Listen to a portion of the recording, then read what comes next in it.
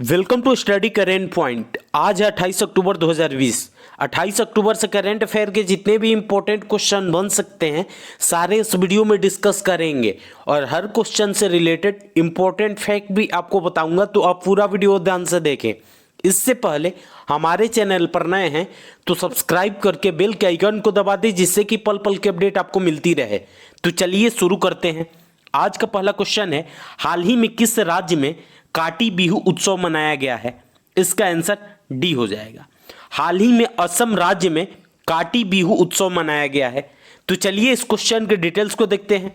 अब बात असम की है तो असम की राजधानी दिसपुर है और असम राज्य की स्थापना 26 जनवरी 1950 को हुई थी। और असम के वर्तमान समय में मुख्यमंत्री सर्बानंद सोनोवाल हैं और असम के राज्यपाल जगदीश मुखी हैं। और असम में कुल लोकसभा सीटों की संख्या 14 है और राज्यसभा सीटों की संख्या 7 है। इस क्वेश्चन से इतनी जानकारी मिलती है। तो चलिए अगले क्वेश्चन पे चलते हैं। हाल ही में जयंत माधव का निधन हो गया है, वे निम्न में से किस क्षेत्र से संबंधित थे? इसका आंसर ए हो जाएगा। हाल ही में जयंत माधव का निधन हो गया है, वे एक अर्थशास्त्री थे।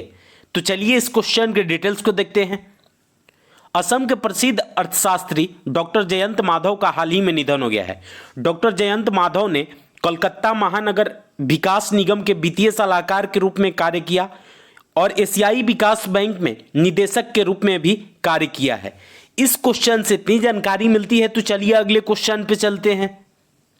हाल ही में कौन सा क्षेत्र नए कोरोना वायरस के 10 मिलियन संक्रमणों को पार करके दुनिया का दूसरा सबसे बड़ा क्षेत्र बना है? इसका आंसर सी हो जाएगा। हाल ही में एशिया क्षेत्र जो कि कोरोना वायरस के 10 मिलियन संक्रमणों को पार करके दुनिया का दूसरा सबसे बड़ा क्षेत्र बन गया है। तो चलिए इस क्वेश्चन के डिटेल्स को देखते हैं। हाल ही में एशिया नए कोरोना वायरस के 10 मिलियन संक्रमणों को पार करके दुनिया का दूसरा सबसे बड़ा क्षेत्र बन गया है। लैटिन अमेरिका के बाद एशिया में 42.1 मिलियन वायरस के वैश्विक मामलों के साथ एक चौथाई हिस्सा है। यानी लैटिन अमेरिका अभी नंबर 1 पर है और एशिया नंबर 2 पे चल रहा है। इस क्वेश्चन से इतनी जानकारी मिलती है। तो चलिए अगले क्वेश्चन पे चलते हैं। हाल ही में वैश्विक मोबाइल इंटरनेट स्पीड रैंकिंग में भारत का रैंक क्या है? इसका आंसर बी हो जाएगा। हाल ही में वैश्विक मोबाइल इंटरनेट स्पीड रैंकिंग में भारत की रैंक 131 है। तो चलिए इस क्वेश्चन के डिटेल्स को देखते हैं। इस वर्ष भारत वैश्विक मोबाइल इंटरनेट स्पीड रैंकिंग में 138 देशों में से 131वें स्थान पर है। दक्षिण कोरिया 121.00 एमबीपीएस की औसत मोबाइल इंटरनेट स्पीड के साथ इस सूची में सबसे ऊपर है। इस क्वेश्चन से इतनी जानकारी मिलती है। तो चलिए अगले क्वेश्चन पे चलते हैं। हाल ही में पूर्वोत्तर दिल्ली में सीलमपुर और शास्त्री पार्क में बहुप्रतीक्षित फ्लाईओवर को जनता के लिए किसने खोला है? इसका आंसर डी हो जाएगा। हाल ही में पूर्वोत्तर दिल्ली में सीलमपुर और शास्त्री पार्क में बहुप्रतीक्षित फ्लाईओवर को जनता के लिए दिल्ली के मुख्यमंत्री अरविंद केजरीवाल ने खोला है। तो चलिए इस क्वेश्चन के डिटेल्स को देखते हैं। अब दिल्ली की बात है तो दिल्ली की राजधानी नई दिल्ली है और दिल्ली के वर्तमान समय में मुख्यमंत्री अरविंद केजरीवाल हैं और दिल्ली के उपराज्यपाल अनिल बैजल हैं। इस क्वेश्चन से इतनी जानकारी मिलती है। तो चलिए अगले क्वेश्चन पे चलते हैं। हाल ही में गुजरात में गिरनार रोपवे का उद्घाटन किसने किया है? इसका आंसर ए हो जाएगा। हाल ही में गुजरात में गिरनार रोपवे का उद्घाटन प्रधानमंत्री नरेंद्र मोदी ने किया है। तो चलिए इस क्वेश्चन के डिटेल्स को देखते हैं। अब गुजरात की बात है तो गुजरात की राजधानी गांधीनगर है और गुजरात राज्य की स्थापना 1 मई 1960 को हुई थी और गुजरात के वर्तमान समय में मुख्यमंत्री विजय रूपाणी हैं और गुजरात के राज्यपाल आचार्य देवव्रत हैं। और गुजरात में कुल लोकसभा सीटों की संख्या 26 है और राज्यसभा सीटों की संख्या 11 है। इस क्वेश्चन से इतनी जानकारी मिलती है। तो चलिए अगले क्वेश्चन पे चलते हैं। हाल ही में निम्न में से किस शहर की पुलिस ने महिला सशक्तिकरण पर अम्मे नामक फिल्म बनाई है? इसका आंसर बी हो जाएगा। हाल ही में हैदराबाद की पुलिस ने महिला सशक्तिकरण पर अम्मे नामक एक फिल्म बनाई है। तो चलिए इस क्वेश्चन के डिटेल्स को देखते हैं। हैदराबाद पुलिस ने महिला सशक्तिकरण पर एक फिल्म बनाया है जिसका शीर्षक अम्मे है। इस क्वेश्चन से इतनी जानकारी मिलती है। तो चलिए अगले क्वेश्चन पे चलते हैं। हाल ही में निम्न में से कौन विश्व के सबसे बड़े इंडोर बग फार्म का निर्माण करेगा? इसका आंसर ये हो जाएगा। हाल ही में आइसेक्ट विश्व के सबसे बड़े इंडोर बग फार्म का निर्माण करेगा। तो चलिए इस क्वेश्चन के डिटेल्स को देखते हैं। फ्रेंच स्टार्टअप आइसेक्ट विश्व के सबसे बड़े इंडोर बग फार्म का निर्माण करेगा। यह विश्व में सबसे अधिक वर्टिकल फार्म और विश्व में पहला कार्बन रहित वर्टिकल फार्म होगा। इस क्वेश्चन से इतनी जानकारी मिलती है। तो चलिए अगले क्वेश्चन पे चलते हैं। हाल ही में ली कुन ही का निधन हो गया है। वे निम्न में से किस देश से थे? इसका आंसर ये हो जाएगा।